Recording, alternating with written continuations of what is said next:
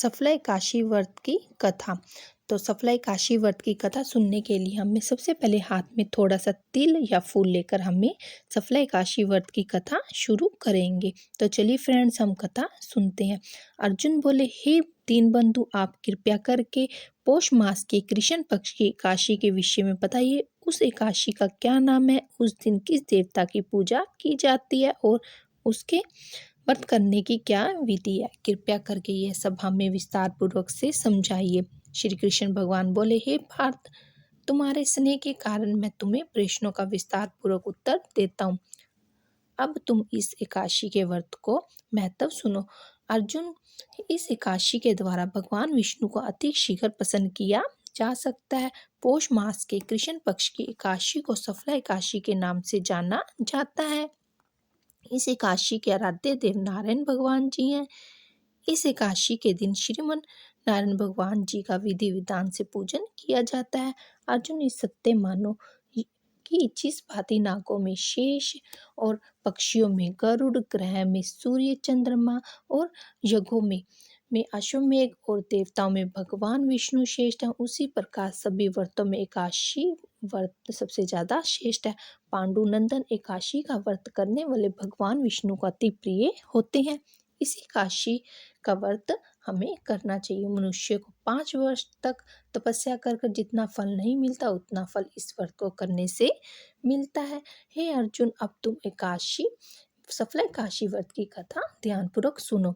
बहुत समय पहले पूर्व चंपावती नगरी में माष्यमान नामक एक राज्य करता था। उसके 4 पुत्र थे। उन पुत्रों में सबसे बड़ा लूपाक नामक उसका पुत्र बहुत ही महापापी और दुष्ट था। वह हमेशा प्राय स्त्रियों पर नजर रखता था और दूसरों की बुराई करना, निंदा करना उसका नित्य का काम था। प्रजा जन भी उसके इस कर्म से बहुत ज्यादा दुखी थी, किंतु राजपुत्र होने के कारण सब चुपचाप उसके अत्याचार को सहन करने के लिए विवश थे और किसी का भी इतना साहस नहीं होता था कि राजा से शिकायत कर पाए। किंतु बुराई अधिक समय तक पर्दे में नहीं रहती। एक दिन राजा माष्यमान को अपने कुकर्म पुत्र के विषय में सब पता चल गया। तब राजा ने बहुत अधिक क्रोधित होकर उसे अपने ही राज्य से निकाल दिया। पिता द्वारा त्याग के कारण लूपाक सबके द्वारा त्याग दिया गया। तब वह सोचने लगा कि अब मैं क्या करूं। अंत में वह रात्रि को अपने ही पिता की नगरी में चोरी करने लगा।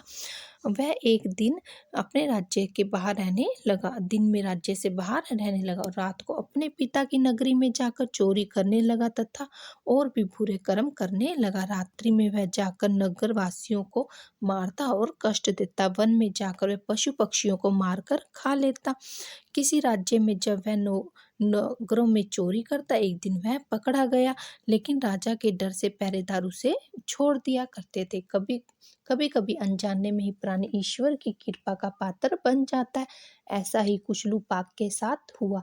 जिस वन में वह रहता था वह भगवान को अति प्रिय था। उस वन में वह एक बहुत पुराने पीपल के वृक्ष था। वह उसके नीचे जाकर रहने लगा।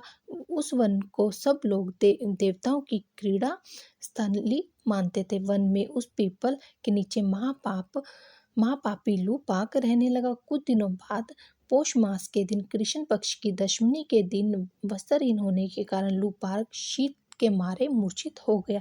शीत के कारण वह रात्रि को ना सो सका और उसके हाथ पैर अकड़ गए। उस दिन उसकी रात्रि बड़ी कठिनाई से कटी, परंतु सूर्य नारायण के उदय होने पर भी उसकी मूर्छता दूर ना हुई, ना ही उसकी आंखें खुली। वह जय कहता पड़ा रहा। सफला एकादशी के मध्याह्न तक दुराचारी लूपाक मूर्छित होकर पड़ा रहा। जब सूर्य की तपन से उसको कुछ गर्मी मिली, तब वह कहाँ जाकर उसको होश आया। वह अपने स्थान से उठकर गिरता पड़ता वन में भोजन की खोज में निकल गया। उस दिन वह जीवों को मारने में असमर्थ रहा, इसलिए जमीन पर पड़े फलों को खाकर पीपल के वृक्ष के नीचे आ गया। तब तक सूर्य भगवान अस्त हो गए थे। भूखे होने के कारण भी वह उन फलों को नहीं खा सका, क्योंकि वह तो कहाँ नित्य जीवों को मारकर खाता था, लेकिन उसको उस दिन वह फल अच्छे नहीं लग रहे थे।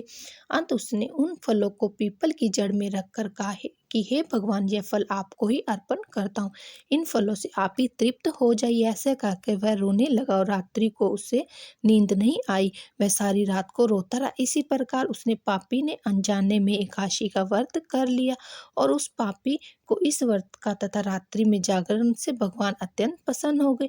उसके समस्त पापों को भी नाश हो गया। प्रातःकाल होते ही एक दिव्य रथ अनेक सुंदर वस्तुओं से भरा हुआ सजा हुआ उसके पास आया, उसके सामने आकर खड़ा हो गया। उसी समय आकाशवाणी हुई, हे राजपुत्र, भगवान नारायण के प्रभाव से तेरे सारे समस्त पापों का नाश हो गया। अब तू अपने पिता के पास जाकर राज्य प्राप्त कर।